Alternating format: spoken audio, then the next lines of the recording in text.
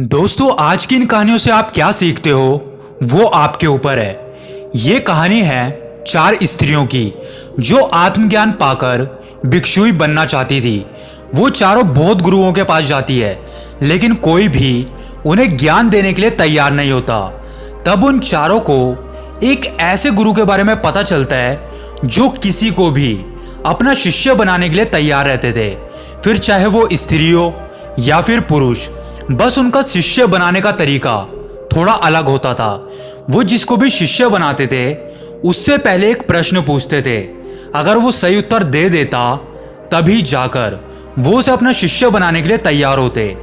वो चारों स्त्रियां बहुत आशा लेकर उन गुरुजी के पास जाती है।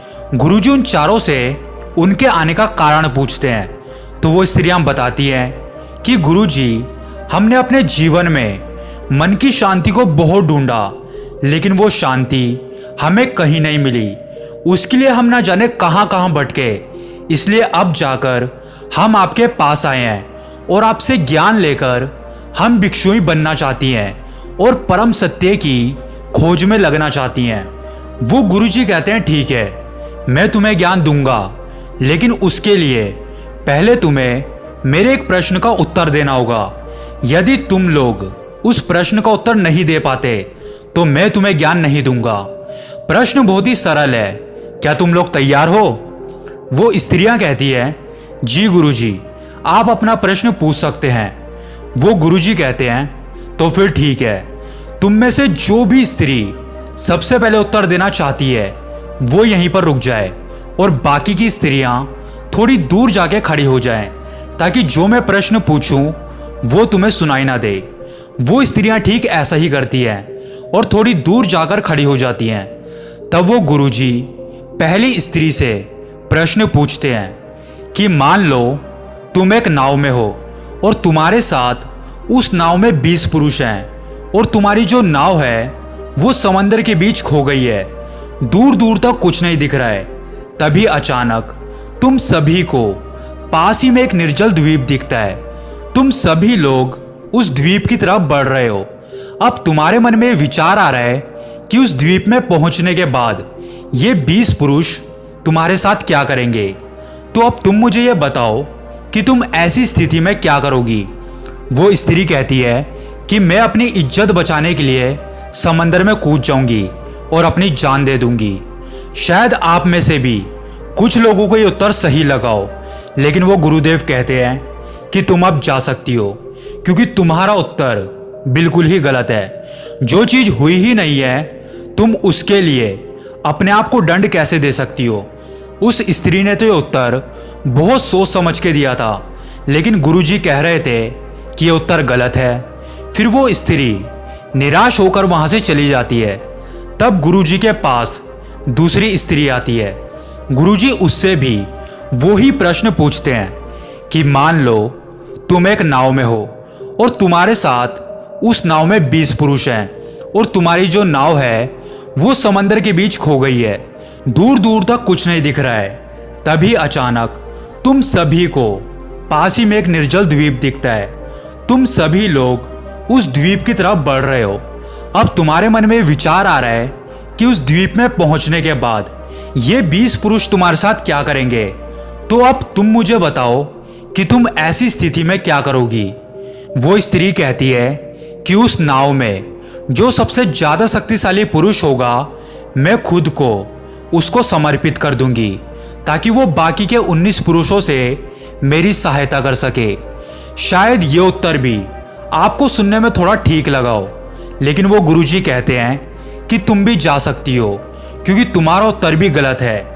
एक पुरुष चाहे कितना भी शक्तिशाली क्यों ना हो, लेकिन वो 19 पुरुषों से कमजोर ही रहेगा। वो स्त्री भी निराश होकर वहां से चली जाती है। फिर तीसरी स्त्री आती है।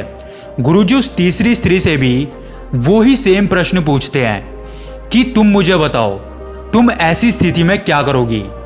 वो स्त्री कहती है कि बाकी सब तो ठीक है गुरुजी, लेकिन इसमें समस्या क्या है।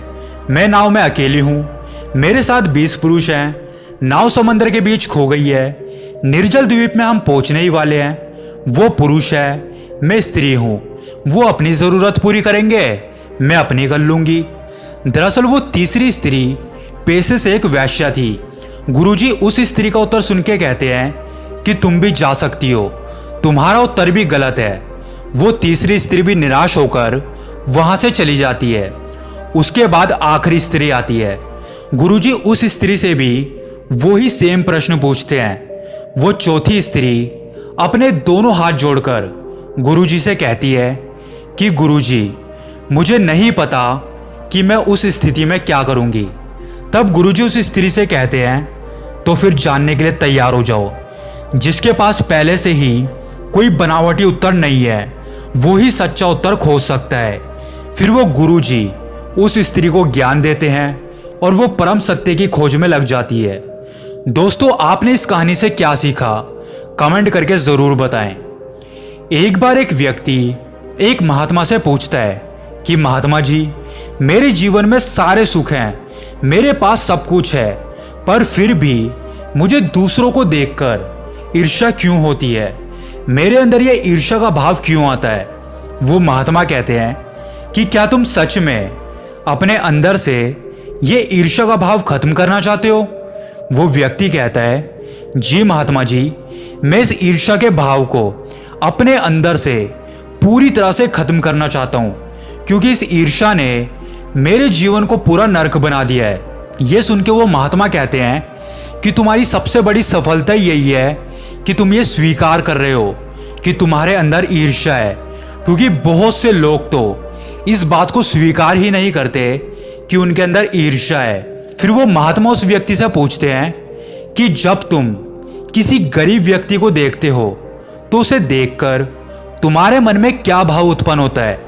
वो व्यक्ति कहता है कि उस गरीब को देखकर मेरे मन में दया का भाव उत्पन्न होता है। फिर वो महात्मा उससे पूछते हैं कि जब तुम किसी अमीर धनवान व्यक्ति को देखते हो तो उस वक्त तुम्हारे अंदर क्या भाव उत्पन्न होता है?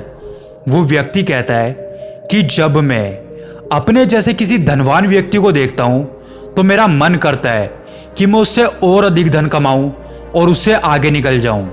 फिर वो महात्मा कहते हैं कि अगर तुम उससे आगे नहीं निकल पाते तो उस वक्त तुम्हारे अंदर क्या भाव उत्पन्न होता है? वो व्यक्ति कहता है कि तब मुझे उस इंसान से ईर्ष्या होने लगती है।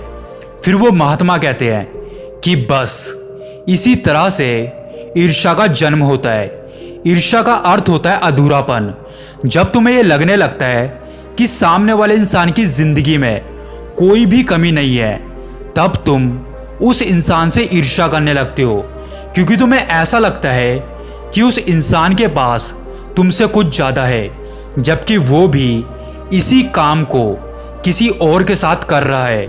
फिर वो व्यक्ति महात्मा से पूछता है कि महात्मा जी, मुझे ये तो समझ में आ गया कि ईर्ष्या होती क्या है, लेकिन इसको कैसे खत्म करना है, आप मुझे वो बताइए। वो महात्मा कहते हैं कि ईर्ष्या का जन्म तुलना करने से होता है। जब तुम अपनी तुलना किसी दूसरे के साथ करते हो और स्वयं से ज़्यादा उसके पास पाते हो, तब तुम्हारे अंदर ये ईर्ष्या का भाव आता है। इस ईर्ष्या को खत्म करने का सिर्फ एक ही रास्ता है, और वो है कि तुम सत्य को देख लो। और सत्य यही है कि जिस प्रकार सूरज की तुलना चंद्रमा से नहीं की जा सकती, ठीक उसी प्रकार किसी एक मनुष्य की तुलना किसी दूसरे मनुष्य से नहीं की जा सकती। अगर तुम ऐसा करते हो तो वो तुम्हारे जीवन का अपमान है, जो जीवन तुम्हें मिला है, क्योंकि दूसरों से अलग होना कोई कमी नहीं है, बल्कि खूबसूरती है। क्योंकि तुम जो कर सकते हो वो इस दुनिया में कोई और नहीं कर सकता। दोस्तों, आपने इस कहानी से क्या सीखा, कमेंट करके ज़रूर बताएं।